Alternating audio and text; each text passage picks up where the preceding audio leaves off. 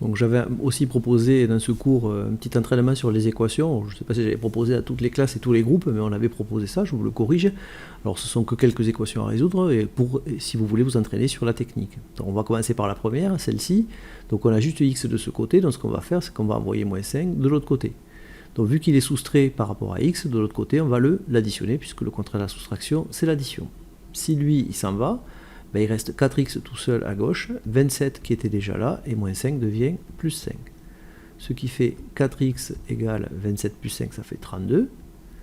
Ici, il y a un fois qui est caché, le contraire de fois, c'est divisé, donc on obtient x égale 32 divisé par 4, et ça fait x égale 8 sur une calculatrice.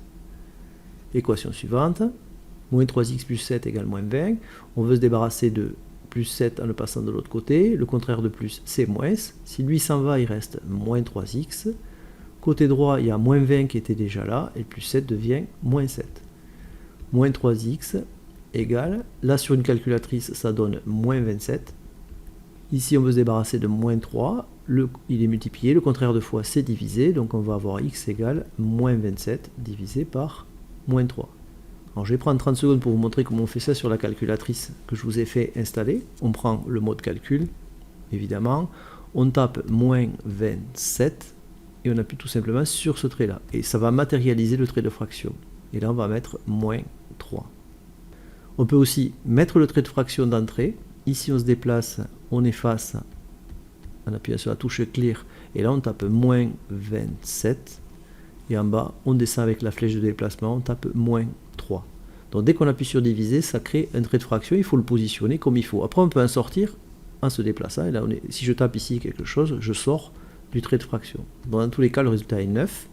Donc sur le support, on va écrire x égale 9. Cette équation est résolue. Équation suivante. Alors je vous ai déjà expliqué que quand l'inconnu était du mauvais côté, on commençait par pivoter. Donc ça fait 7x plus 18 égale 53. Et là on commence, on se débarrasse. Ici, plus 18 devient moins 18. Donc ça fait 7x égale 53 moins 18. Ça fait 7x égale 53 moins 18, ça fait 35. Ici il y a fois, le contraire de fois c'est divisé. Donc ça fait x égale 35 divisé par 7. Et 35 divisé par 7, ça fait 5. Équation suivante, des équations qui comportent donc un membre de chaque côté. Donc la première chose qu'on va faire, c'est amener cet x de ce côté. On fait apparaître un plus, le contraire de plus sera moins. Donc si j'amène ça de ce côté, on va avoir 11x moins 8 qui était déjà là, et moins 7x qui va arriver. Le égal. Et si lui a disparu, ici il reste plus 32, c'est-à-dire 32. Maintenant on vire moins 8, puisqu'il est soustrait de l'autre côté, on va l'additionner. Donc si lui disparaît, il reste 11x moins 7x. Remarquez que le moins ici reste, puisqu'il est associé à 7x. Donc si lui s'en va, lui il reste. De l'autre côté, 32 et moins 8 qui devient plus 8. 32 plus 8, ça fait 40. Des x, j'en ai 11 moins 7, ce qui fait 4x. La fin est facile, x égale 40 divisé par 4, x égale 10.